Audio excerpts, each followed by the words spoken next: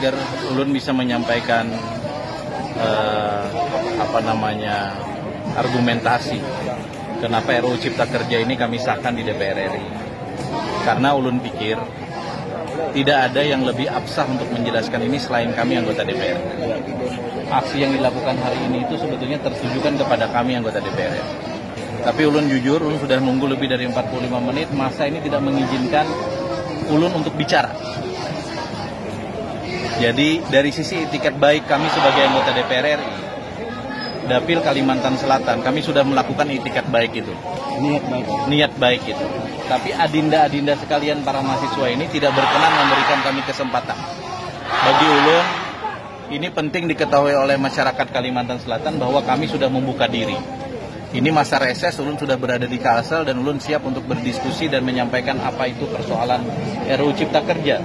Termasuk kenapa RUU ini harus kami sahkan.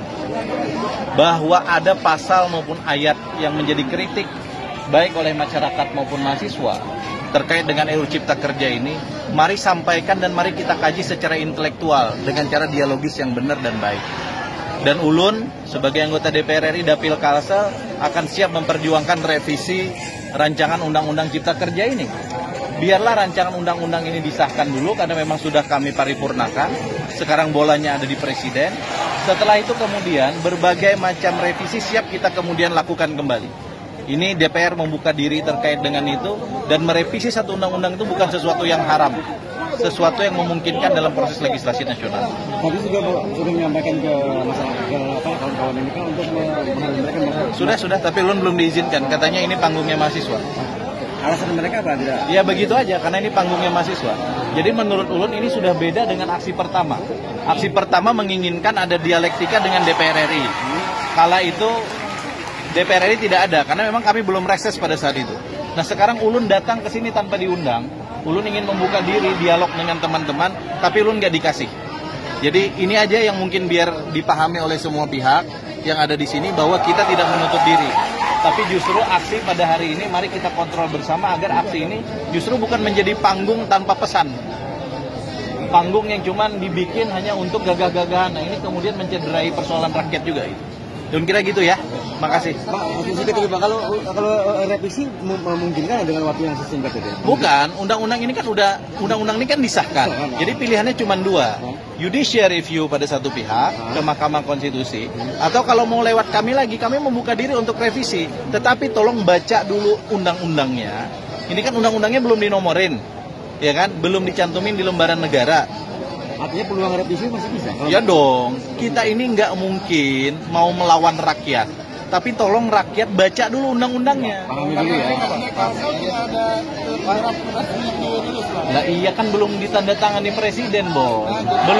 Belum dicantumin di lembaran negara. Jadi gini, proses pembuatan RUU itu setelah dibahas bersama antara pemerintah dan DPR, ya kan, kemudian diparipurnakan di DPR, dikirim ke presiden. Presiden menandatangani, dibuat di lembaran negara, baru ada nomornya, undang-undang nomor sekian tahun 2020 tentang Cipta Kerja. Ini proses itu belum. Setelah itu dilakukan, maka pilihannya dua. Satu judicial review, atau kita revisi kembali melalui pemerintah dan DPR. Saya kira Presiden sudah menegaskan itu kok. Diminta kepada semua provinsi di Indonesia untuk menginventarisir masalah yang mana pasal dan ayat yang bermasalah. Tetapi basis kita intelektual. Jangan asal ngomong bahwa RUU ini harus ditolak. Bos, dengan RUU ini, Bos, 79 undang-undang dan 2.000 sekian ayat dan pasal yang membahayakan dan mengganggu investasi, itu kita rombak. Dulu nelayan harus ngurus 10 perizinan, sekarang tinggal 1 perizinan. Di Kalimantan Selatan kita mau bikin PLTU saja susah, karena investor nggak ada yang mau masuk karena berbelit-belitnya birokrasi. Kita pangkas persoalan itu. Tapi benar nggak kewenangan ada pusat yang baru ini? Oh ya, sentralisasi untuk hal-hal yang memang selama lebih dari 20 tahun ternyata tidak efektif di daerah diambil alih oleh pusat. Contoh pertambangan. Provinsi kabupaten seenaknya mengeluarkan IUP di atas tanah hutan misalnya. Masa yang begini mau kita terusin? Sementara untuk wilayah urusan kehutanan dan pertanahan itu milik pusat.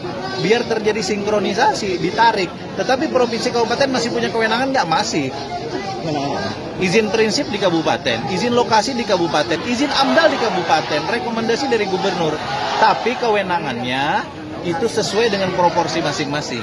Jadi saran ulun, mari kita baca RUU yang baik-baik, kita berdebat berbasis intelektual, dan ulun siap mewakili 11 anggota DPR RI yang lain untuk mari kita berdebat secara intelektual. Begitu DPR RI meminta salinan RUU, mereka rapat tapi itu yang excuse. Jadi sebelum dikasih nomor, mestinya nggak usah dikasih. Kalau yang draft yang berbagai versi itu gimana? Ya itu kan draft di pembahasan balik, berubah-ubah di balik karena sekarang teknologi digital terlalu mudah. Ada kadang anggota balik baru bahas share, dikirim kemana-mana. Nanti bahas lagi besok di share lagi gitu. Jadi itu persoalan menurut ulun, persoalan miss dalam konteks nge-share aja. Tapi bahwa itu sudah fix sudah dan sekarang bolanya ada di tangan presiden tanda tangan dan dikasih nomor. Jadi tidak ada revisi soal tangan aja? Ya nggak boleh dong, nggak boleh. Tapi kan disebut katanya